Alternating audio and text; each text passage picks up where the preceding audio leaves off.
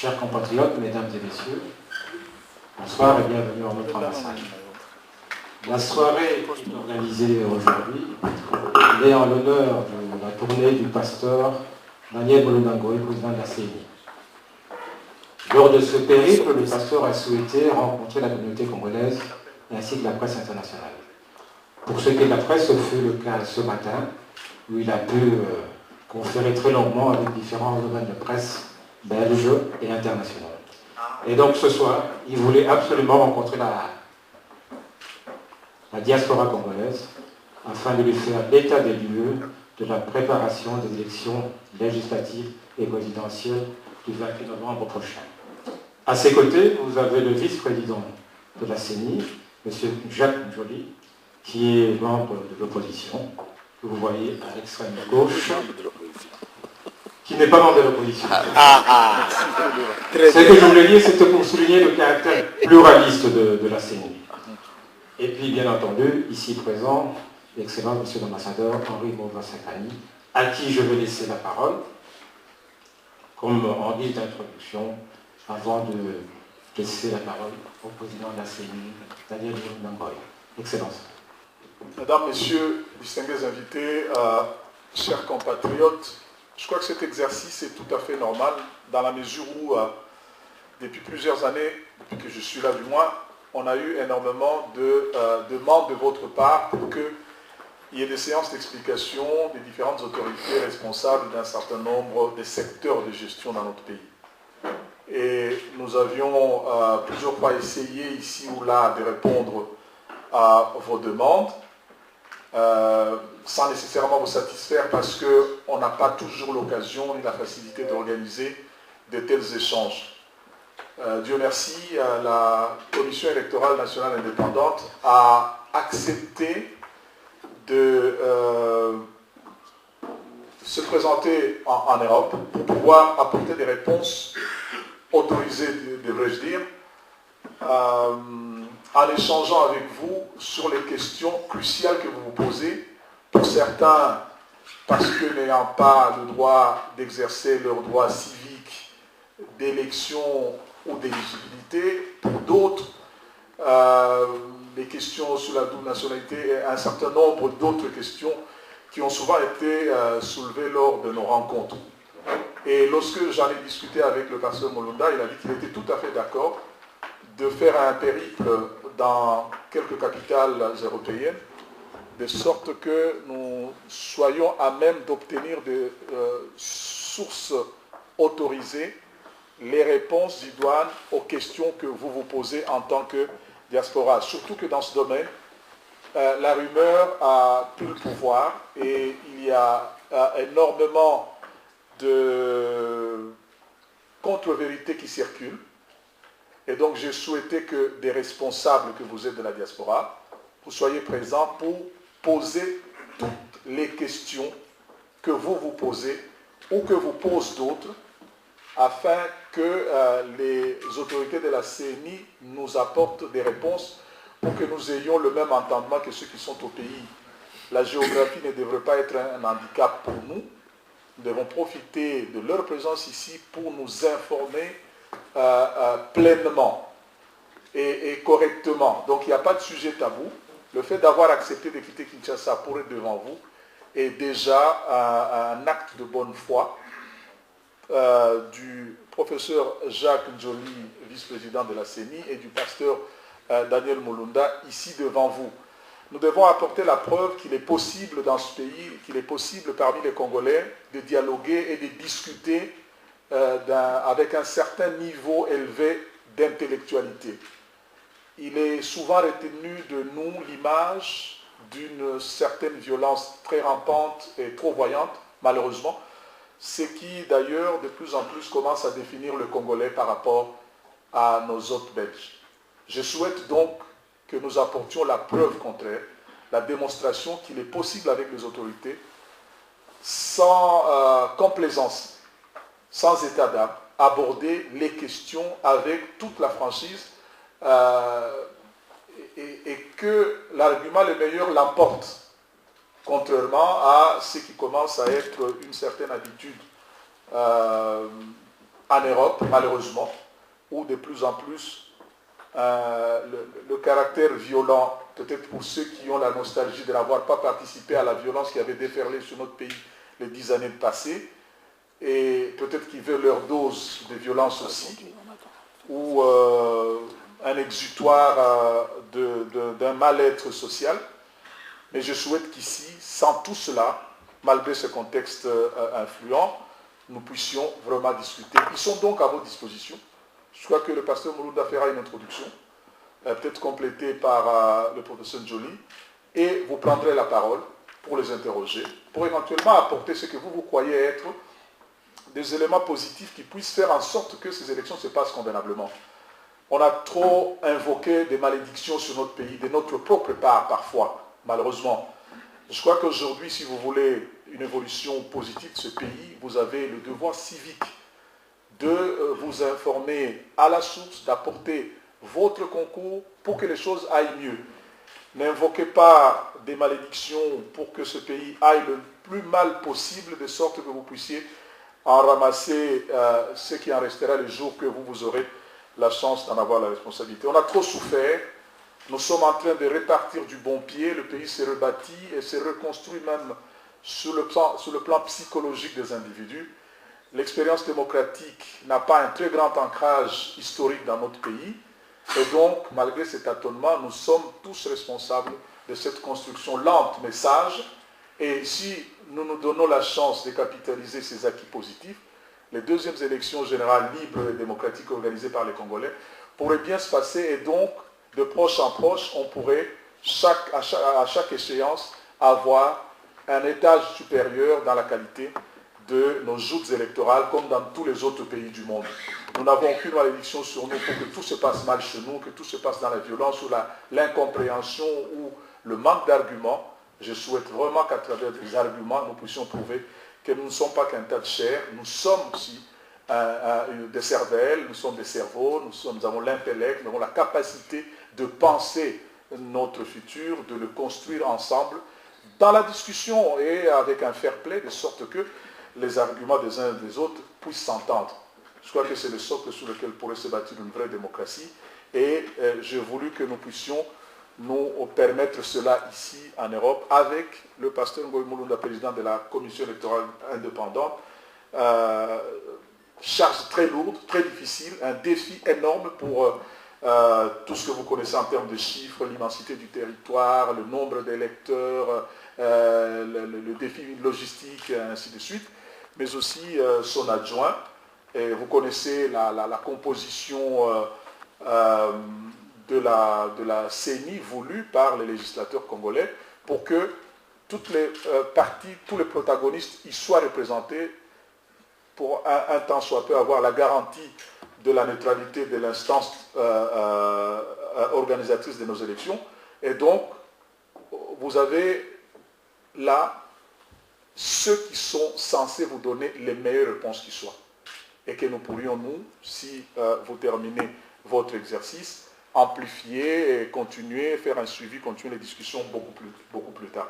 Donc, pasteur, monsieur le président de la Commission électorale nationale indépendante, vous avez vos compatriotes devant vous, ils ont énormément de questions, et vous allez le savoir, mais vous pourriez déjà dire l'état des préparatifs de nos élections, quelles sont les garanties pour que ça se passe convenablement, qu'est-ce que vous avez à leur dire par rapport à votre travail. Voilà, merci beaucoup.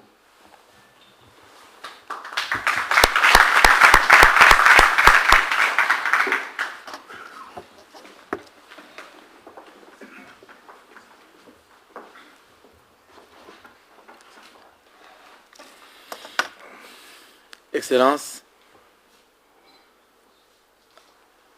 je tiens à vous remercier pour cette opportunité. C'est bon. Que vous nous accordez avec le vice-président et toute la délégation de la CENI ici présente. Je voudrais commencer d'abord par présenter la délégation qui nous accompagne, parce qu'à un moment donné, ils peuvent aussi intervenir dans le dialogue. Le professeur Joly n'est pas à présenter ici. c'est lui qui est le vice-président de la CENI. Et je vous ai demandé que chacun de ceux qui nous accompagnent se présente eux-mêmes. Qu'on puisse d'abord, on commence par le directeur. Joseph Laurent, directeur du cabinet.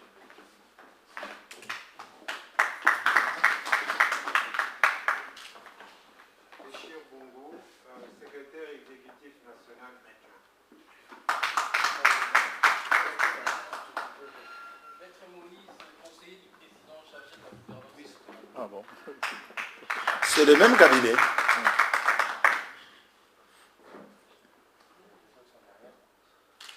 Et là, c'est les membres du protocole qui sont là, qui se cachent là-bas. On va commencer. Chers compatriotes, nous sommes heureux. Merci du temps que vous nous donnez.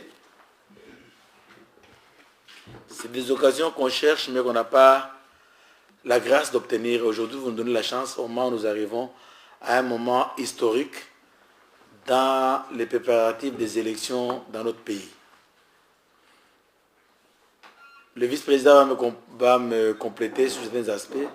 Je voudrais d'abord, moi, prendre le contexte de notre naissance, parler un peu du calendrier électoral, parler un peu de questions logistiques. Le vice va me compléter sur l'aspect politique. On va aller très brièvement parce que nous savons que vous avez beaucoup de questions. On va seulement faire les introductions.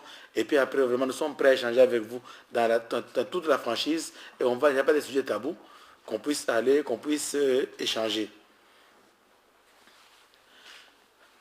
Nous avons pris fonction le 3 mars cette année. Au moment où la Constitution prévoyait déjà que la CEI partait, il fallait qu'on mette sur pied la CENI. Et beaucoup de discussions au niveau de l'Assemblée nationale, à cause des complexités de la loi elle-même, qui donnait naissance à la CENI. Et le débat tournait autour des animateurs de cette organisation. La loi disait qu'il faudrait que la majorité choisisse 4 personnes, neutres, ainsi de suite, et que l'opposition choisisse 3 personnes, neutres, ainsi de suite, et que chaque groupe avait la liberté de choisir et d'amener ses animateurs. Ça fait, on a perdu plus de mois. On devait savoir qui était neutre, qui n'était pas neutre, et puis après, les gens devaient être choisis par les groupes politiques. Finalement, tu ne peux pas travailler avec Jacques, non, il nécessite. On ne peut pas travailler avec Moulounda, donc on a passé énormément de temps. Finalement, nous avons été choisis. L'Assemblée nationale nous a endossés. Le chef de l'État nous a investis par l'ordonnance présidentielle. Il nous a investis seulement comme membres. Il n'a jamais investi un président, un vice-président, non. L'ordonnance du chef de l'État a investi les 7 membres. Il était à nous de mettre sur pied un règlement intérieur et de nous choisir nous-mêmes et de nous donner nos fonctions. Nous nous sommes dit qu'on devait d'abord mettre un règlement intérieur qui n'avait pas de président et de poste. On a demandé aux plus anciens du groupe, les plus âgés, qui devaient jouer le rôle de président. Il a joué le rôle de président. Finalement, nous nous sommes choisis. C'était le jour d'aller prêter serment qu'on a confirmé celui-ci serait président, celui-ci serait tel et serait tel. On a beaucoup parlé depuis le matin. Depuis qu'on est à Bruxelles, vraiment. Au lieu de manger, de faire le shopping, on ne fait que parler.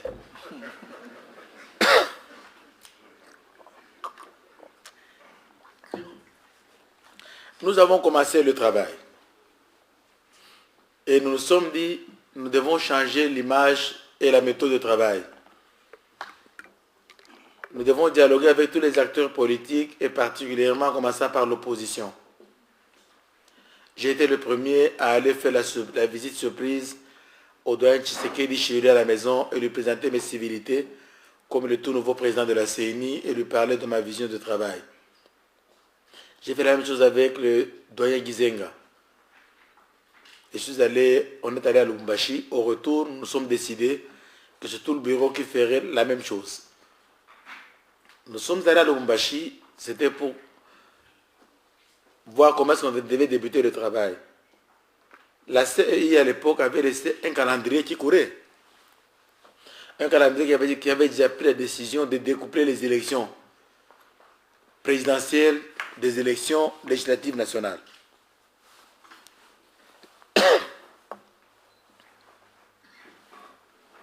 Et ce calendrier a été décrié par toute la population et la classe politique. Personne ne voulait du découplage des élections. Mais quand nous avons travaillé à Lubumbashi ensemble avec des experts internationaux, qui sont partis avec nous, mais malheureusement ils sont tous morts quand ils rentraient de Goma. On a travaillé avec eux ensemble à Lubumbashi et on est tous tombés d'accord que pour des raisons logistiques, il était impossible de coupler les élections. Il fallait carrément qu'on puisse les séparer. Comme on doit respecter la Constitution, c'est mieux qu'on puisse avoir l'élection de chef de l'État cette année et l'autre élection l'année prochaine. Et que la CEI avait raison. C'était la conclusion de la télé de Lubumbashi. Nous nous sommes retrouvés en tant que membres du bureau, laissés sans nos experts, nous nous sommes dit, ça n'amènera pas la paix dans le pays. Nous allons créer une majorité de fait. Parce que si déjà vous avez votre candidat qui a perdu les élections, tous les députés vont fuir et aller du côté de l'autre. Donc nous allons créer une majorité artificielle et une fausse majorité.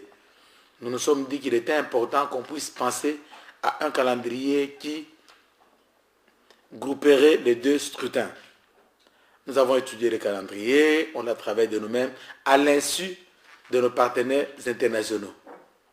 Nous nous sommes dit, nous rentrons à Kinshasa, nous allons consulter la classe politique. Montrer à la classe politique, voici ce qui doit être fait logiquement et dans le calme. Mais nous pensons que pour la paix, nous voulons aller comme ça. Et que la classe politique puisse maintenant nous orienter. Nous avons fait des tours, vous avez suivi dans les images, chez tous les politiciens, en commençant par le président Etienne Tshisekedi. La réponse qu'on a obtenue à l'UDP, c'était clair. Il n'y a pas question de prolonger. Il n'y a pas question de découpler.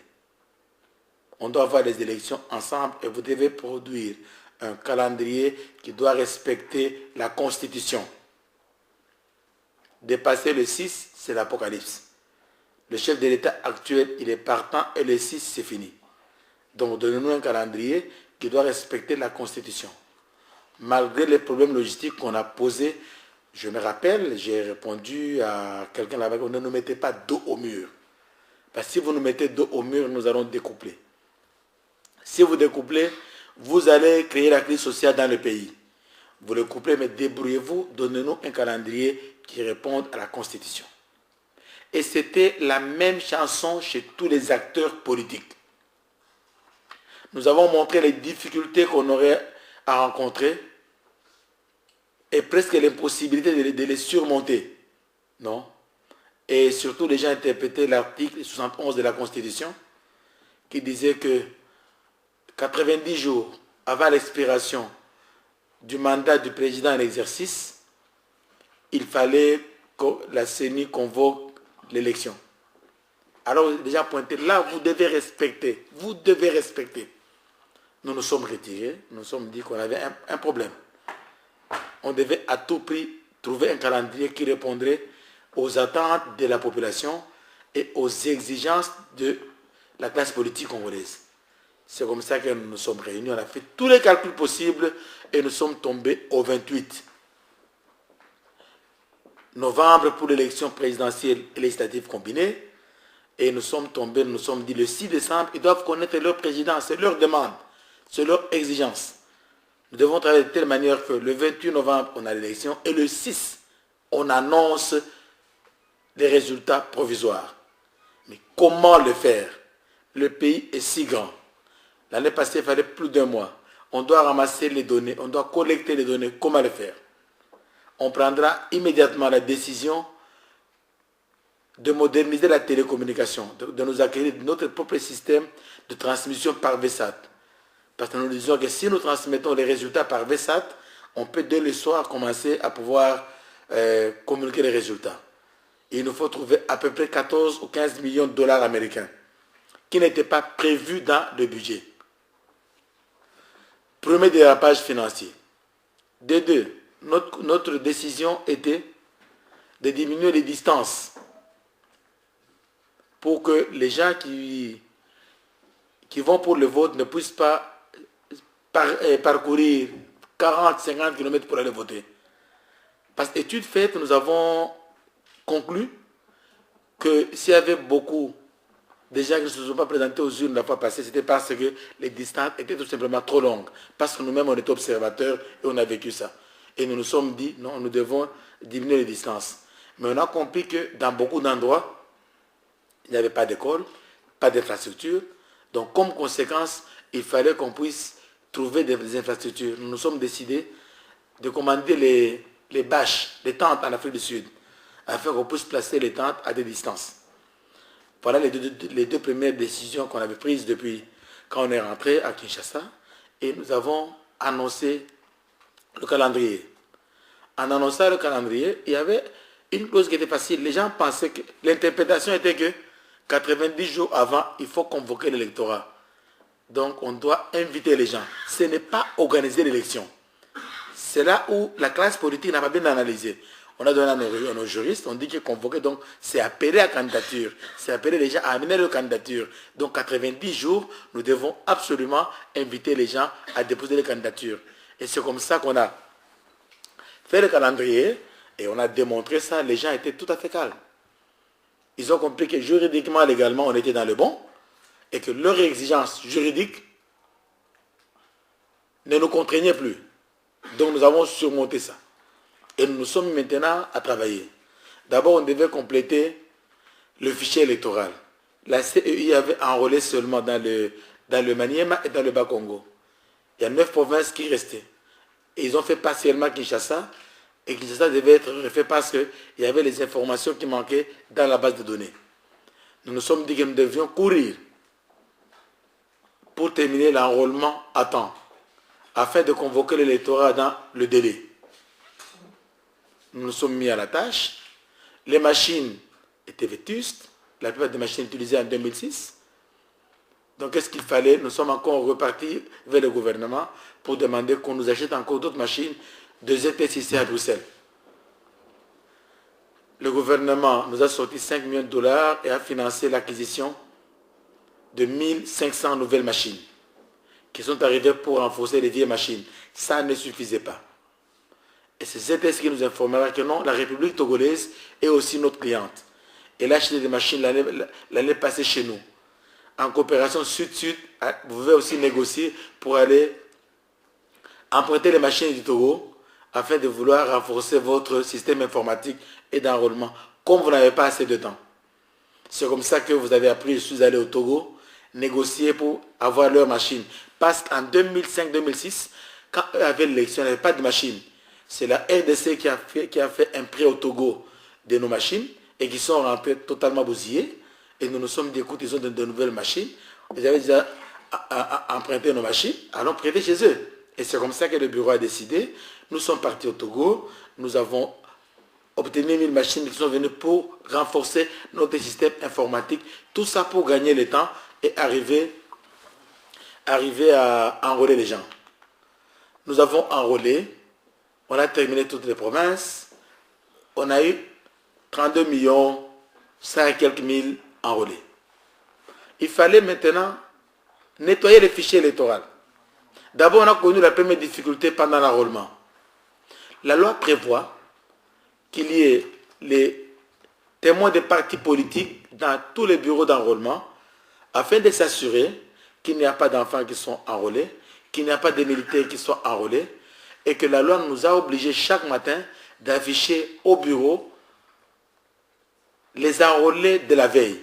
Donc quand vous enrôlez aujourd'hui, le lendemain, vous affichez tous les enrôlés pour que les gens du quartier, quand ils viennent, qu'ils puissent savoir, non, celui-ci est militaire, celui-ci est étranger, celui-ci est tel.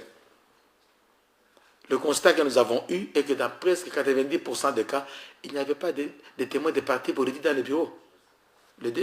L'honorable, il n'y avait pas de témoins de partis. Parce que c'est eux qui devaient nous aider à faire ces contrôles-là. Nous, on est en train de saisir, de prendre les gens, mais le contrôle devait être fait en premier lieu par les partis politiques. Ils n'avaient pas de témoins. Comment devons-nous savoir que tel est militaire, tel ne l'est pas? Même pour les enfants, les mineurs, vous devez présenter soit de la carte d'élève, pour voir que vous avez 18 ans, soit de la carte d'identité, un certificat de naissance, même la carte là de flamboyant de Zahir, elle était acceptée, le permis de conduire était accepté, le passeport était accepté. Si vous n'avez pas de tout ça, amenez 5 personnes qui ont été enrôlées dans le même centre et on va vous donner la carte d'électeur. On va prendre qu'on a enrôlé les enfants, on a enrôlé les militaires. Ben, je suis pasteur, je suis secrétaire général d'une église, en cravate comme ça, sans quoi, sans signe, je peux sortir dans un discours, aller danser avec une femme en boîte de nuit qui n'est pas la mienne, personne ne saura que je suis pasteur, on va trouver que c'est un comète des mortels qui va aussi danser. C'est normal, on ne saura pas que je suis pasteur. C'est quand je suis dans mon col pastoral, on dit, hey, monsieur, ce n'est pas ta place ici. Un pasteur ne peut pas venir dans les boîtes à nuit, faire ce que vous faites ici. On va commencer à me donner des leçons de morale. La même chose. Les militaires qui vont s'enrôler ne viennent pas en tenue militaire. Ils n'amènent pas leur uniforme de policier. Ils se cachent, ils se camouflent. Mais ce sont les gens qui peuvent les découvrir. Et ça n'a pas été fait. On vient de poser un problème qu'on a enrôlé des enfants. Les photos circulent sur Internet. Je vous assure, on a eu chaud. Donc, tout ce qui est comme commentaire, Jeune Afrique imprime un enfant là qui est né avec une carte là-bas. Et le pédiatre qui dit, hey, l'enfant a une carte d'électeur. Mettez-vous à notre place, c'était des coups terribles. Le bureau s'est réuni, on a diligenté une équipe d'enquête. Comme c'était annoncé par Radio Okapi d'abord en premier lieu, et par les gens des Nations Unies, nous sommes dit, écoute, diligentons une enquête. Nous avons demandé à Radio Okapi, à l'UNICEF, à la MONUSCO, à la CENI, à la police, descendez à Kalemi, descendez à Manono. Faites l'enquête, revenez, faites tous les résultats, et ce monde, tout ce que vous trouverez, nous allons radier ça, on va informer l'opinion. Nous nous sommes interdits d'y aller nous-mêmes. Ils sont partis, ils ont fait 15 jours. Ils sont rentrés, nos gars nous ont dit, la MONUSCO est en train d'hésiter de signer le rapport. Moi, je dis, ils doivent signer le rapport. Après 3 jours d'hésitation, finalement, ils ont signé. J'ai compris pourquoi ils ont hésité. Le rapport, nous l'avons. Ils n'ont trouvé que 7 cas. Et eux-mêmes disent dans le rapport, et ces cas-là sont douteux. Et ça peut être la manipulation des photos informatiques. Parce que même le bureau de vote, où le soi-disant petit enfant était là, ils sont allés jusqu'au bureau de vote. Ils ont interrogé le président du bureau de vote. Il dit que c'est la première fois que je vois cette photo-là. Nous avons l'image sur vidéo. C'est la première fois, donc je suis surpris. Les gens à Manon étaient même mécontents, ils voulaient marcher contre la MONUSCO. Alors, donnez-nous le rapport. Ils donnent le rapport après d'avoir hésité. Ils n'ont pas eu l'honnêteté intellectuelle de publier le rapport. Il fallait que nous puissions obtenir le rapport pour le rendre public. Et ils n'en ont même pas parlé. La Radio Okapi s'est tue et tout le monde s'est tué. Nous nous sommes dit, écoutez, c'est comme ça, c'est un travail que nous devons faire, on doit faire plaisir à tout le monde. Et c'est comme ça qu'on a continué. Nous nous sommes dit qu'on doit maintenant commencer à nettoyer le fichier électoral. Pour nettoyer le fichier électoral, à cause du calendrier très contraignant, la CENI a engagé 250 opérateurs. On a commencé à travailler jour et nuit. Une équipe travaille de nuit, une équipe travaille de jour pour nettoyer les fichiers. À cause des difficultés de transport, au lieu d'utiliser le transport en commun, nous avons loué, affrété des avions. On a dépensé plus de 4 millions de dollars dans l'affrètement des avions. Aller ici, ramasser les CD revenus. À ce moment-là, la MONUSCO, sa flotte aérienne n'était pas encore complète. On nous a abandonnés. On l'a fait seul. Ça, il faudrait que les compatriotes vous le sachiez. Nous l'avons fait seul. On a commencé à envoyer les avions. C'est parce qu'on a un calendrier à respecter. Si vous suivez que les gens partent par vélo, par moto, ils arrivent, ils prennent la pirogue, ils descendent le fleuve, vous n'allez pas arriver. Quand les gens disaient qu'on n'allait pas y arriver, les gens avaient raison. Logiquement. Et dans les temps normaux, vous n'allez pas y arriver. Mais on devait répondre à l'exigence de la classe politique congolaise, que vous devez respecter le calendrier. Donc on a utilisé les moyens qui ont fait exploser le budget. Finalement, on a ramassé, on est venu, on a nettoyé les fichiers. Et pour ça, on a utilisé la société belge GTS qui est descendue. On a utilisé Hologramme, une compagnie congolaise. Nettoyez-nous les fichiers. Ils ont travaillé, on a trouvé 119 000 doublons. Et les 119 000 doublons, on devait maintenant faire de la visualisation. On faisait les contrôles de 2 manières. Il y a d'abord la manière alphanumérique. On compare les noms. Si on trouve Moulounda Nyanga ici, Moulounda Nyanga là, ça c'est un doublon, on le met à côté. Donc tous les noms qui se ressemblaient, on a mis ça dans un fichier à part. Finalement, on a dit, nous devons faire de la visualisation. On peut avoir des homonymes. On part d'abord par les empreintes. On a pu détecter les empreintes qui s'est répétées. Maintenant, disons, écoute, on commence maintenant à voir. Il y a des informations qui n'avaient pas d'empreinte. Vous avez la photo, il n'y a pas d'empreinte. Qu'est-ce qui est arrivé? Peut-être la personne est handicapée physique. On a trouvé des cas, la personne n'a pas de main, mais elle est enrôlée. On ne peut pas exiger qu'elle mette des empreintes. Et ça, on ne peut le voir que par la visualisation. On a encore engagé 200 personnes pour visualiser ces personnes-là. On a trouvé des doublons. Dû par manque d'expérience de nos opérateurs, nous devons le reconnaître. Il y a des opérateurs qui ont été très formés très vite, qui n'ont pas maîtrisé. Alors, si la photo est mauvaise, quelqu'un proteste, revenez, je vais faire la photo, ça fait un doublon dans le système. Ça double la liste. On a découvert aussi des doublons criminels. Quelqu'un s'affiche, s'enrôle Mulunda Ngoy, il part dans un autre bureau. Comme on n'avait pas un réseau, il s'enrôle Nyanga Mulunda, et l'autre est là, écoute, ici, il a une autre femme. Il y a eu des histoires terribles. Et vous trouvez les gens qui changent d'habit. Hein. Il est en t-shirt le matin, le soir il est en chemise rouge, il s'enrôle. Mais tout ça, par le système visuel, on a pu détecter tout ça. Et surtout quand on a mis ensemble tout dans un même dossier, on a découvert qu'il s'est enrôlé à Banzangougou et le lendemain il s'est enrôlé à Kinshasa. Et tous ces cas-là, nous avons fait les dossiers, on va le transmettre à la justice pour qu'il soit poursuivi. Et pour les doublons techniques, là c'est notre faute, on doit retourner chez des gens dans la base et amener la correction. Voilà comment est-ce qu'on a travaillé pour pouvoir détecter le doublon. Alors, un débat est sorti sur le fichier. Là, je vais laisser au vice-président d'aborder cette question-là. Nous avons amené la liste à l'Assemblée nationale pour nous donner l'annexe à la loi, pour déterminer le nombre de sièges. Là, on a connu une difficulté. Et une difficulté qui est normale, c'est laquelle? Les députés et sénateurs sont fait mandat. Ils exigeaient leur indemnité de sortie. Et l'unique bâton qu'ils devaient avoir pour avoir leur frais de sortie, c'était bloquer la liste. Et quand on bloquait la liste, le gouvernement va marcher, on va les payer. Et nous, on n'avait pas le temps d'aller jouer au caprice. Nous nous sommes dit qu'est-ce que nous devons faire pour obtenir à tout prix notre liste et attends, regardez le calendrier. C'était l'unique place qui allait bloquer le processus. Nous sommes dit, écoutez, brandissons la menace de découpler. Évidemment, l'élection du chef de l'État n'a pas de problème. Le pays, c'est la circonscription, donc vous allez voter. Le problème, c'est avec la députation. On leur dit, écoute, s'ils ne nous donnent pas notre liste, on va découpler. Évidemment, on a brandi cette menace-là, et ça a donné les remous que ça donnait de partout, la communauté internationale, mais nous, on savait ce qu'on faisait. Et finalement, avec l'aide de la pression que les différents pays, parce qu'ils sont venus nous voir, nous sommes dit que nous sommes sérieux. Dès le départ, nous sommes engagés à avoir les élections couplées. Mais nous n'allons pas arriver aussi sans qu'il y ait un président élu dans ces pays.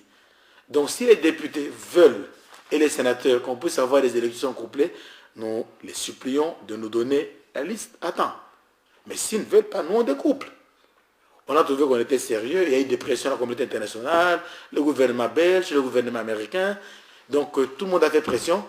Et finalement, l'Assemblée nationale s'est réunie et l'Assemblée nationale nous a donné la liste.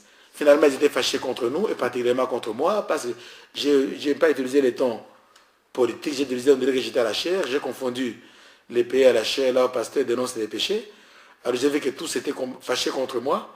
Alors je devais aller demander pardon. Je suis allé tout gentiment, j'arrive, on demande au bureau de l'Assemblée de nous recevoir. Qu'est-ce que vous voulez? On dit, nous venons, je présente les excuses, le ton a été pastoral, mais voici pourquoi on a fait ça, c'est sincère. Et on me dit, est-ce que vous êtes capable d'aller dire ça à l'Assemblée, à la plénière? Moi je dis oui. Mais je lui ai dit, je suis prêt. C'était sincère. Hein? D'abord, on attend l'Assemblée nationale, tous les députés disaient, oh, Bouloudam! J'étais calme. Toi, tu nous as menacés, toi. J'étais calme. Je suis entré. Mon excuse était sincère parce que pour nous, méthodistes, le pardon libère. Et j'avais un poids de regarder un député dans les yeux. Qu'est-ce qu'il va dire? J'ai fait mon mea culpa. J'ai dit, on avait des problèmes. Mais je sais que j'ai choqué et je présente mes excuses. Pour moi, ce n'était pas une faiblesse, c'était la vérité. Et ça m'a libéré. Et quand j'ai demandé pardon, il y a ceux qui ont applaudi, ceux qui sont tués, mais on a bien parlé. Et j'ai dit aux collègues, allons encore faire la même chose au Sénat. Nous sommes allés au Sénat, on a expliqué la situation au Sénat. Le Sénat nous a dit que venez faire ça en plein nez. On est allé devant la nation et présenter des excuses. Nous voulions créer cette harmonie avec nos élus parce que nous voulions à tout prix avoir l'annexe à la loi. Merci, on a eu l'annexe à la loi. Finalement, on devait faire appel à la candidature. Que les gens déposent leur candidature. Le calendrier, selon ce qui était exigé, nous devions appeler le 4 août l'électorat en respectant la Constitution. Finalement, le bureau de l'Assemblée nationale du Sénat réuni nous a demandé, écoutez, si les députés sont venus, les sénateurs, c'était pour vous donner l'annexe à la loi. Et quand on n'a pas encore clôturé la session, vous commencez maintenant à prendre des candidatures, c'est qu'ils n'arriveront pas. C'est que vous les excluez. Et on a compris qu'ils avaient raison. Nous avons pu négocier avec eux pour qu'on puisse reporter, qu'on commence à prendre la candidature le 18 août pour terminer le 11 septembre. Chers compatriotes, même à partir du 4, on a laissé le bureau ouvert. Pour celui qui veut s'informer, prendre des formulaires pour y aller, je vous dis, personne n'est passé. Que ce soit de l'opposition, de la majorité, nos agents tournaient les pouces. Nous sommes arrivés jusque tout le mois d'août. Tous les bureaux de réception de candidature étaient ouverts. Nous arrivons le 8 septembre. Maintenant, à la réunion des partis politiques, on demande la prolongation. Ben, je dis non. On ne peut pas prolonger, nous avons un calendrier. On vous a donné tout le temps. Et nous, à partir du 11, c'est fini. Il n'y a même pas de jetons. Chers compatriotes, nos politiciens ont commencé à puller dans nos bureaux à partir du 9 pendant 2 jours. Avec des dossiers, des gens non formés, des mandataires qui ne comprenaient pas. Il y a des gens qui prenaient des photos au sein même des bureaux de la CENI. Il vient avec un photographe, avec appareil internet, il prend la photo, c'était incroyable. Alors, il y a eu des temps où on demande la photocopie de la décision de naissance, ou bien un diplôme qui soit notarié. Il n'avait pas ce temps-là. Maintenant, vous regardez, vous dites, écoute, ces gens, est-ce qu'on doit tous les renvoyer? On n'a pas 2000 candidats. Et on ne va pas prolonger pour rester dans leur propre calendrier qui nous ont imposé. Finalement, on a commencé à faire des largesses. Si on n'avait pas 3 copies, venez seulement. L'attestation de naissance doit être valable pendant 3 mois. Nous nous sommes dit, même si tu en as de l'année passée, amène seulement. On a exigé les diplômes de graduat dans la nouvelle loi. Il y a des universités qui ne donnent pas de diplômes à temps. Il faut amener même les relevés de notes.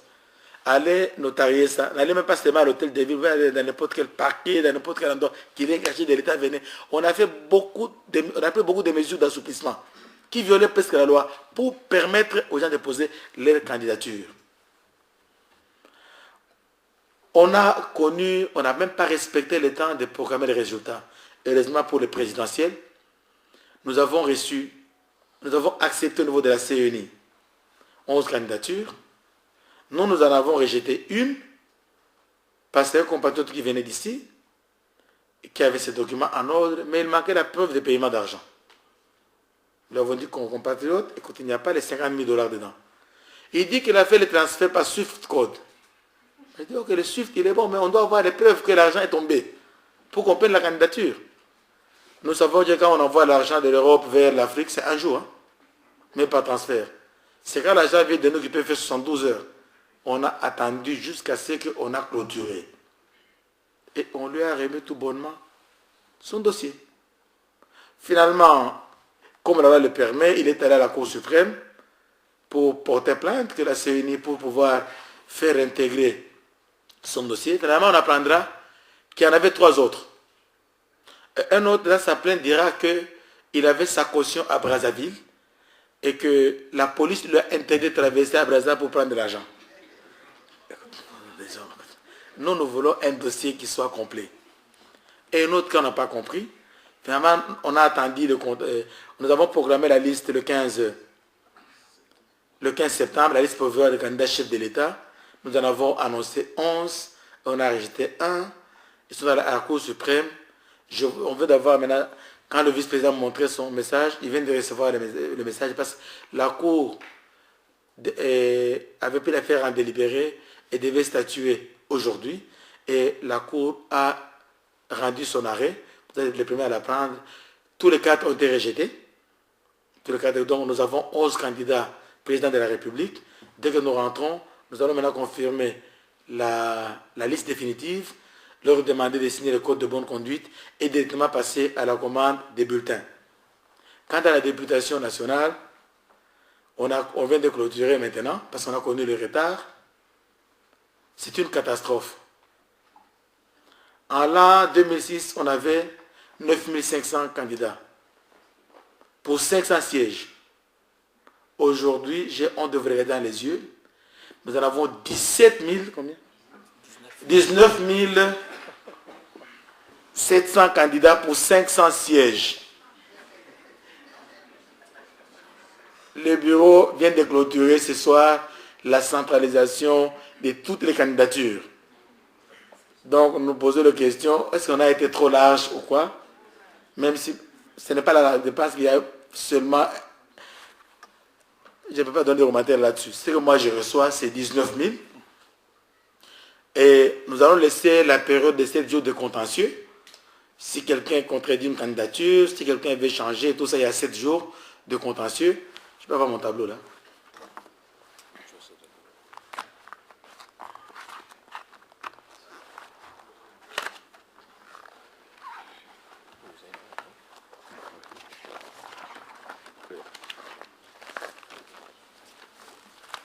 Ça, c'est notre planification.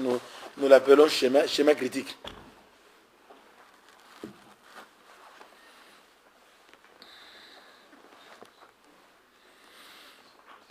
Donc, nous allons publier la liste définitive des candidats chefs de l'État le lundi.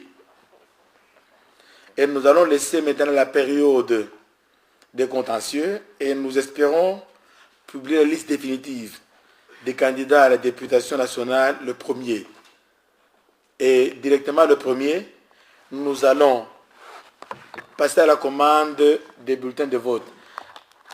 Juste quand on a eu les 11 candidats, les vice-présidents descendaient en Afrique du Sud. Voici, je vais faire tourner ça. Voici à quoi va ressembler le bulletin de vote à l'élection présidentielle. Heureusement, on a confirmé les 11. Donc, il y a le logo du parti, la photo de la personne et la signature des choses. Soit la croix, soit un V, soit l'empreinte digitale. On peut faire circuler ça. C'est comme ça que donc le bulletin il est prêt. Ce que nous avons fait, il y a des jeunes Congolais qui ont mis un logiciel sur place. Ils ont conçu un programme. Si nous sommes arrivés à centraliser les données, c'est à cause du système VSAT et de jeunes compatriotes qui ont fait un programme partout où vous vous trouvez. On saisit vos données à l'informatique, on vous prend la photo automatiquement, ça vient par VSAT au même moment, centralisé chez nous à la CENI, et ça entre dans les bulletins déjà générés. Alors, imaginez-vous, ces 19 000 personnes se sont présentées tous les 2 derniers jours, avec les photos qui sont lourdes, pour que la machine maintenant décortique et passe. Donc, on avait même peur que le système puisse complètement être bousillé. Dieu merci, la machine a absorbé, et aujourd'hui nous avons des 19 000. Avec ça, c'est confirmé. Demain, le vice-président descend chez l'imprimeur en Afrique du Sud parce que depuis l'année passée, depuis les élections passées, la classe politique congolaise a refusé d'imprimer les bulletins à Kinshasa. Parce qu'on a des facilités, maintenant des imprimeries modernes à Kin. La Banque centrale en a les possibilités, mais ça ne va pas rassurer tout le monde. On va citer qu'on a imprimé certains bulletins qu'on a cachés. C'est la même maison qui a été choisie par la communauté internationale. Nous sommes répartis au même endroit. Si quelqu'un est très vigilant, vous allez trouver dans ce bulletin-là, il y a tout ce qu'il y a comme sécurité mis dedans et c'est difficile à pouvoir tricher les bulletins. Donc voilà là où nous nous trouvons maintenant avec le processus électoral. Donc nous sommes dans le bon. Malgré les difficultés qu'on a connues, le budget a explosé. C'était la dernière ligne droite au lieu d'avoir les candidatures. Et par expérience, on a compris qu'il y a des difficultés. Nous avons l'obligation, le vice-président va indiquer les RAB et les 210 points, là où nous avons toutes les têtes de VSAT. Maintenant, avec l'expérience qu'on a des candidatures, si nous devons proclamer les résultats en 8 jours, nous devons augmenter les têtes de VSAT pour que la même soirée, on commence à recevoir les candidatures. Le vice-président, vous allez parler de la logistique pour m'épauler un peu. Vous allez parler des rencontres avec la classe politique congolaise et toutes les questions qu'il y a. Donc aujourd'hui, ces compatriotes, nous, on a appris surtout Aïssidik disait les élections précipitées, les élections non préparées. Non, elles ne sont pas précipitées. Le calendrier est contraignant, oui, et ce n'est pas notre volonté. Parce que maintenant on commence à nous retourner la balle. Pourquoi vous tenez seulement au 28? Pourquoi vous ne prolongez pas? Mais c'est vous les politiciens qui nous avez imposé. Vous nous avez promis l'apocalypse. Les gens n'ont pas eu pitié de nous. On a passé des nuits blanches au bureau pour avoir ce calendrier. Oh, vous aurez des problèmes logistiques, vous n'avez pas d'argent. L'argent, nous l'avons. Le gouvernement a donné 147 millions, il va donner les détails. L'argent, on le donne. Contrairement à la fois passée, c'est la communauté internationale qui a piloté les élections. Le gouvernement de la RDC n'a donné que 10% du budget et tout a été financé, préparé par la communauté internationale à 90%. C'est le deuxième cycle électoral chez nous. Le gouvernement dit qu'il supportait les élections à 60% et la communauté internationale à 40%, mais compte tenu de tous ces imprévus, comme à cause du calendrier contraignant, le gouvernement est allé au-delà. Aujourd'hui, le ratio est de 80% du gouvernement congolais et 20% contre la communauté internationale. Donc nous n'avons pas de problème, dire qu'on a un problème. Oh, arrêtez, vous avez des problèmes logistiques, oui. Le vice-président va expliquer. On devait ne pas avoir les élections, mais nous avons surmonté ces difficultés-là. Avec l'aide de Dieu, on les a surmontées. Donc ici, il n'y a rien qui peut nous empêcher à aller aux élections et à répondre au calendrier, j'insiste, qui nous a été imposé par l'intransigeance de la classe politique congolaise. Donc, je ne veux pas être long. Voilà là où nous sommes dit c'est important qu'on puisse donner ces résumés. Il y a certes beaucoup de questions que vous poserez et nous allons répondre. Je passe la parole au vice-président. S'il peut bien aborder la question logistique, les dialogues avec la classe politique congolaise, le code de bonne conduite, ainsi que le comité de médiation, nous allons mettre sur pied. À vous la parole, monsieur le vice-président. Merci beaucoup, révérend président.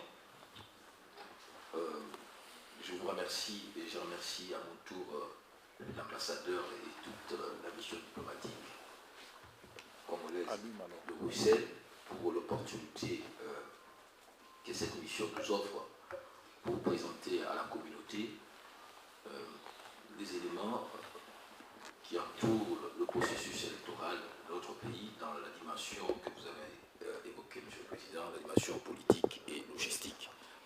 Mais avant toute chose, je voudrais, comme vous, rappeler les contextes de ces élections.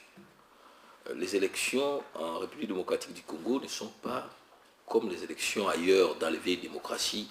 Il s'agit d'une opération de routine, de renouvellement, n'est-ce pas, des équipes, de respiration des équipes. Notre processus électoral s'inscrit dans la dynamique des élections de 2006, ces élections qui ont été organisées à la suite d'un conflit politique qu'on appelait la Première Guerre mondiale africaine. Et cette guerre elle-même faisait suite à une très longue transition de 17 ans qui a totalement déstructuré l'ensemble du tissu social et politique. Mais avant cela, nous avons eu une forme de gestion qu'on peut appeler régime fort ou dictatorial. Et donc, le processus électoral dans notre pays était une nécessité pour sortir les pays de la crise et instaurer une nouvelle forme de gouvernance démocratique pour que finalement, par les élections, nous puissions avoir un schéma de gestion susceptible peut-être de générer les développements en transformant le mode de gestion. Et ce processus a eu lieu en 2006. Il n'est pas allé jusqu'au bout parce qu'on s'est arrêté au niveau provincial et le soubassement, c'est-à-dire la démocratie des proximités, n'a pas été organisé. C'est donc dans ces contextes-là que nous organisons les nouvelles élections qui doivent nous aider à consolider la démocratie. Si nous ne le faisons pas, aux dates et aux délais prévus, nous risquons de retourner dans l'ancien cycle de négociation et des crises de légitimité qui étaient, n'est-ce pas, à la base de toute la situation antérieure.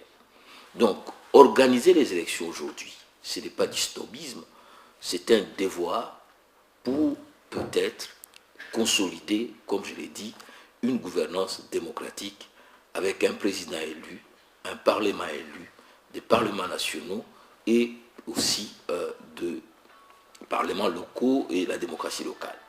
Il s'agit donc d'une question fondamentale dans la gestion de notre pays parce que toute la gouvernance antérieure des types non démocratiques nous a mis là où nous sommes aujourd'hui, c'est-à-dire un pays potentiellement riche, mais immensement pauvre. Donc, voilà pourquoi nous tenons à ces élections. Nous tenons à ces élections et nous sommes venus ici vous rendre compte parce que, comme vous l'avez vu, le budget des élections est financé par le peuple congolais et par les partenaires. Nous devons rendre compte aux partenaires, mais surtout à vous, peuple congolais. Comme l'a dit le président, vous avez vu que la structure de ces budgets aujourd'hui a évolué. En 2006, c'était qui pilotait le processus. Cette fois, ils nous accompagnent. En 2006, ils avaient financé à 80%. Cette fois, nous avons mis la barre à 60-40, mais compte tenu des contraintes de calendrier, des exigences, nous sommes passés pratiquement à 80-20. Et ces budgets qui étaient pratiquement de 750 millions de dollars a aujourd'hui est estimé aujourd'hui à plus ou moins 800 millions. C'est-à-dire que le gouvernement a dû ajouter plus ou moins 150 millions à, n'est-ce pas, ses prévisions pour qu'on arrive à 800 millions. Et ça, ce sont sans les frais connexes. Donc, c'est un coût énorme pour un pays qui a un budget de 6 millions, mais pour lequel le gouvernement intervient pour 3 millions, de prendre plus ou moins 1 milliard pour financer simplement les élections. Donc, il y a un intérêt sur lequel nous devons... 6 milliards, excusez-moi, je dis 6 milliards. Dans les 6 milliards, nous-mêmes, nous amenons plus ou moins 3,5 milliards. Donc, si les élections prennent 1 milliard, vous voyez le coût du sacrifice auquel la nation consent pour que nous ayons des élections. Voilà pourquoi au niveau de la CENI, nous avons l'obligation d'organiser des élections crédibles. Et pour qu'elles soient crédibles, les élections doivent être transparentes et exclusives. Et le président vous a expliqué dans quel contexte nous avons pris en charge la gestion de ces processus. Et pour nous, il était essentiel de réaliser 3 défis. Le premier défi, c'est le défi politique. On ne peut avoir de bonnes élections s'il n'y a pas un consensus minimum pour aller aux élections au sein de parties prenantes, dont le premier partie prenante sont les partis politiques. Et nous avons travaillé sur ces dossiers dès le départ pour d'abord, comme a dit le président, partager ensemble les calendriers et ensuite évoluer ensemble pour l'exécution de ces calendriers. Donc, mais très rapidement, il est apparu un certain nombre de divergences, notamment avec l'opposition, et l'UDPS a posé des problèmes, notamment de l'opacité du fichier électoral, et elle exigeait, n'est-ce pas, l'audit de ces fichiers électoraux sans d'autres préalables, notamment la nécessité de mettre en place la Cour constitutionnelle, le Conseil supérieur de l'audiovisuel de la communication et d'autres préalables. Nous avons reçu ces mémos, et cette réception s'est faite un peu dans une ambiance très difficile parce que l'UDPS s'est amené avec les militants, mais dont elle ne pouvait pas contrôler la gestion des manifestants. Et vous savez, chez nous, la police n'est pas très outillée aujourd'hui pour exercer comme une police avec tous les éléments, c'est-à-dire le bal à caoutchouc, les armes non létales. Donc c'est un contexte très difficile dans lequel on va fonctionner et qui exige une responsabilité de part et d'autre dans la gestion, n'est-ce pas, de ces éléments d'une démocratie. Donc nous avons dû travailler avec eux pour répondre à ces préoccupations, notamment à ces fichiers électoraux. Les problèmes posés, c'est essentiellement la pollution de ces fichiers avec ce qu'ils ont dit, l'enrôlement des enfants, de militaires et d'autres éléments techniques. Pour nous, la question ne se posait pas, d'autant plus que le contrôle de l'enrôlement s'est fait en amont avec la présence des témoins et la publication et l'affichage de listes. Donc il était très difficile à ces niveaux-là que lorsque les choses sont consolidées, d'aller retrouver les enfants dans les fichiers. Parce que les enfants qui viennent s'enrôler ne disent pas qu'ils ont moins de 18 ans. Peut-être avec les photos, mais encore il faudra que le logiciel puisse vous dire « donnez-moi les photos des enfants qui ont moins de 18 ans ». Je crois que ce logiciel n'existe pas encore. Et le logiciel ne peut pas vous dire « donnez-moi les enfants qui ont moins de 18 ans » parce que les personnes qui viennent en fraude commencent d'abord par se doter de cartes où ils ont manifestement fraudé sur l'âge. Et c'est très facile dans un pays où il n'existe pas d'état civil organisé. Donc, si quelqu'un vient avec une carte d'élève obtenue, on sait comment chez nous, par un directeur qui a manifestement manipulé l'âge, ou un militaire qui se déguise en civil, il est important que la loi donne aux partis politiques, par leurs témoins, par les observateurs internationaux, de, n'est-ce pas, découvrir et de dénoncer en amont cette carte. Mais quand cela tienne, après de longues discussions, nous sommes arrivés à la conclusion qu'il fallait mettre en place, n'est-ce pas, une équipe composée des techniciens informaticiens, non seulement de l'opposition, mais de la majorité, qui devraient travailler avec nos équipes techniques pour voir quelle est la méthodologie, quel est le contenu du logiciel et quels sont les résultats, quels sont les moyens que nous avons utilisés pour arriver aux 32 millions, plus ou moins, d'électeurs enrôlés. Et je crois que la dernière réunion a eu lieu le 19 septembre et nous avançons lentement mais sûrement vers la construction de cette confiance mutuelle qui doit nous amener à aller aux élections dans un climat apaisé. Alors pour y aller, pour nous, il est important que nous puissions nous doter d'un outil. Quel est ce outil? C'est le code de bonne conduite, qui n'a pas la valeur juridique sanctionnatrice comme en droit pénal, mais qui est un élément d'engagement éthique et moral des uns et des autres d'aller dans les élections dans un climat apaisé. Il y a eu plus ou moins 250 partis qui ont signé, dont l'MLC a donné l'exemple, et ensuite les autres qui ont suivi. Nous espérons, puisque le président a eu la dernière réunion avec le groupe dite dynamique de Tshisekedi du président, et je crois que nous allons finalement faire signer à tout le monde pour que finalement on aille dans les élections dans un climat apaisé. Et sans cet engagement, nous ne pourrons pas y arriver. Et pour y arriver, au-delà du code de bonne conduite, il est important que nous puissions mettre en place un comité national de médiation. En 2006, c'était essentiellement le SIAT qui faisait la modération et la médiation. Aujourd'hui, en tant que peuple, nous devons trouver quand même au moins 6 sages dans la communauté congolaise, d'ici ou du pays, qui peuvent appeler aux uns aux autres leur devoir de survie, d'assurer la survie de la nation. Donc, de manière à ce que celui qui va gagner demain ait la victoire modeste, et que celui qui va perdre puisse accepter avec humilité sa défaite, et que la nation construise patiemment ses systèmes démocratiques.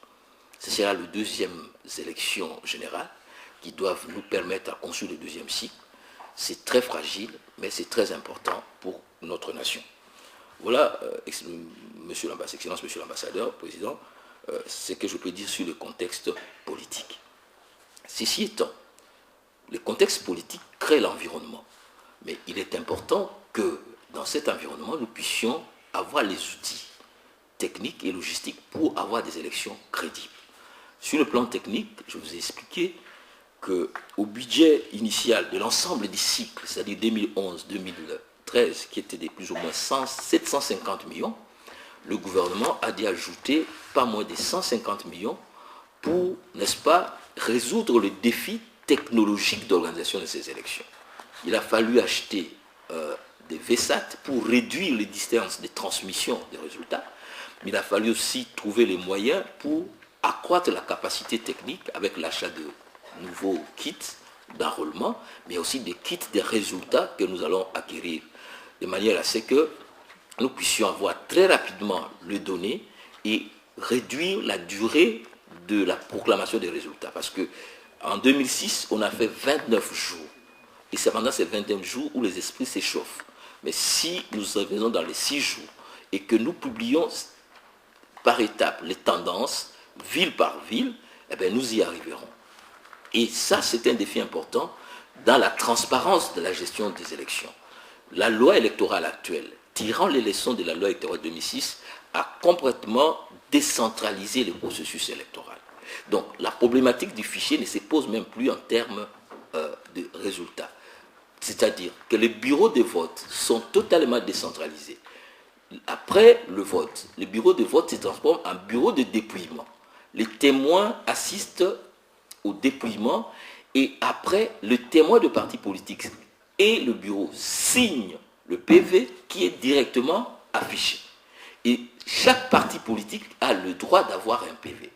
Ce sont ces PV-là qui seront transmis dans les bureaux, dans les centres de vote. Il y en aura 15 000, avec tous les témoins et tous les observateurs. Ensuite, on va aller au niveau du centre local de compilation des résultats. C'est là où, donc, les 210 centres locaux, où va se faire l'ensemble de processus de consolidation et de comptabilité de résultats. Et les résultats seront affichés à ce niveau-là. Et pour les élections présidentielles, ce seront les résultats partiels affichés. Donc, tous ces PV signés encore par les témoins, par les 5 derniers électeurs et par les observateurs internationaux ou nationaux, seront envoyés au niveau de la province, et la province va envoyer physiquement ces PV. Mais n'oubliez pas que le PV de la base seront déjà transmis à la Cour suprême. Donc, la manipulation qui peut se faire au niveau intermédiaire, c'est difficile. Et en fait, qu'est-ce que va faire le bureau? Puisqu'il n'y a plus de centre national de centralisation des résultats, le bureau, en tant qu'organe, reçoit ces PV, fait simplement l'arithmétique, prépare les PV des résultats et nous les publions. Donc, il est possible à tout acteur politique sérieux qui aura déployé 62 000 bureaux de vote de faire déjà la consolidation de ces résultats et de donner les tendances. Sauf que la loi accorde, n'est-ce pas, à la CENI le privilège de publier officiellement les résultats. Donc, s'il faut aller en contentieux, puisque dans les contentieux, il faut amener les PV. C'était aussi une erreur en 2006. Les gens venaient en contentieux sans le PV. Lorsque vous dites qu'il y a eu fraude, bon, il faut le prouver par écrit. C'est ça un peu la spécificité du contentieux électoral. Donc, sur le plan technique, ces efforts ont été faits, ce qui a, n'est-ce pas, occasionné l'explosion du budget en ce qui concerne le gouvernement, qui a vu le montant passer pratiquement à 80%, soit 94%, n'est-ce pas, d'augmentation du budget de la part du gouvernement.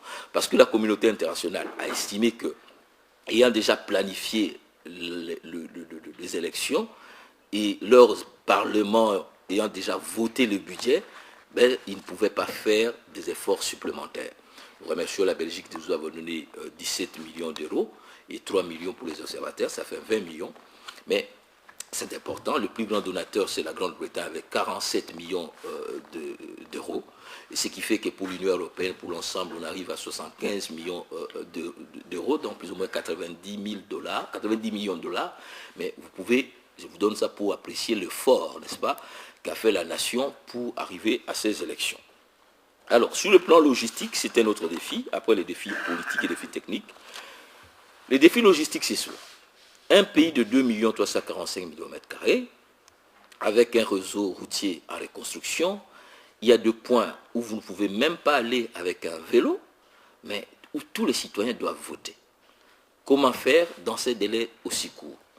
Il fallait acquérir, n'est-ce pas, le matériel. Nous avons, n'est-ce pas, les urnes qui viennent d'Allemagne, une partie de la Chine, les kits électoraux qui viennent de la Chine, c'est-à-dire les encres indélébiles, les crayons, les enveloppes et plus ou moins 49 items, et puis les bulletins qui seront imprimés en Allemagne, et tout ça, ça devait venir par bateau. Compte tenu des délais, nous avons donc utilisé la voie aérienne, ce qui importe de coûts prohibitifs. Par exemple, pour le matériel, 800 tonnes de matériel chinois, il nous a fallu payer 7,5 millions de dollars pour 8 rotations d'avions. Et lorsque le matériel arrive, l'architecture, c'est comment? Nous avons 2 pôles de réception centraux, Kinshasa et Lubumbashi, parce que les gros porteurs ne peuvent atterrir que sur ces avions, sur ces pistes qui sont les seuls à être balisées. Ensuite, les 2 pôles, on transborde sur 15 hubs. Ce sont les 9 chefs-lieux de province, plus un certain nombre de points stratégiques de la République où on peut déposer matériel. Et les passages de Lubumbashi ou des autres ports sur les 15 hubs, c'est fait par le concours de la MONUSCO qui a déployé une flotte importante, des Liu-Shin et des Antonov et d'autres appareils, le 727. Et ensuite, il faut passer de 15 hubs à 210 sous-hubs, qui sont en fait les territoires et les villes. Et là, c'est essentiellement le petit porteur, les Antonov 24, et parfois les hélicoptères Mi-28, dans le gros. Ensuite, il faut passer des 210 sous-hub aux 62 000 bureaux de vote. Et là, la CENI a dû acquérir pas moins de 150 pick-up, 100 camions, et aussi les hélicoptères qui sont en appui, notamment de l'Afrique du Sud et de l'autre pays. Bon, vous comprenez la situation de notre armée qui est en train de se construire, donc qui n'a pas encore ce genre de matériel. Voilà donc la charge. Donc il faut transporter pas moins de pas moins de 120 000 tonnes de matériel sur l'ensemble du territoire, et c'est extrêmement lourd. Parce que les camions, il faut les transporter par de gros porteurs, tout comme ces véhicules, parce que si on prend le bateau, nous avons eu une saison sèche très dure, et la navigation sur le fleuve, aussi bien que sur les rivières ou Bangui et Kassai, était très très difficile. Donc c'est dans ces contextes très difficiles, mais déterminés à donner au pays les élections, que nous travaillons, et nous croyons qu'au stade où nous sommes arrivés, nous avons fait plus de la moitié du chemin.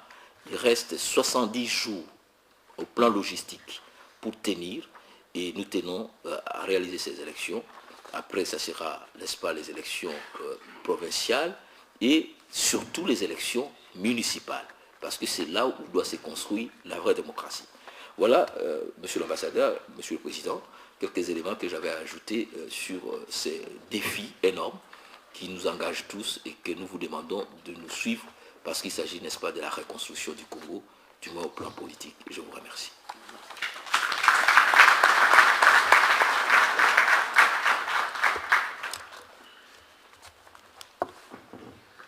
Voilà. Merci, Monsieur le Vice-président. Merci, Monsieur le Président. Nous allons maintenant passer au traditionnel jeu des questions et réponses. Je sais que le Président et le Vice-président ont été assez complets, mais je sais que beaucoup d'entre vous ont soif d'être éclairés. Alors, on va faire circuler dans la salle des micro-baladeurs. Léo ?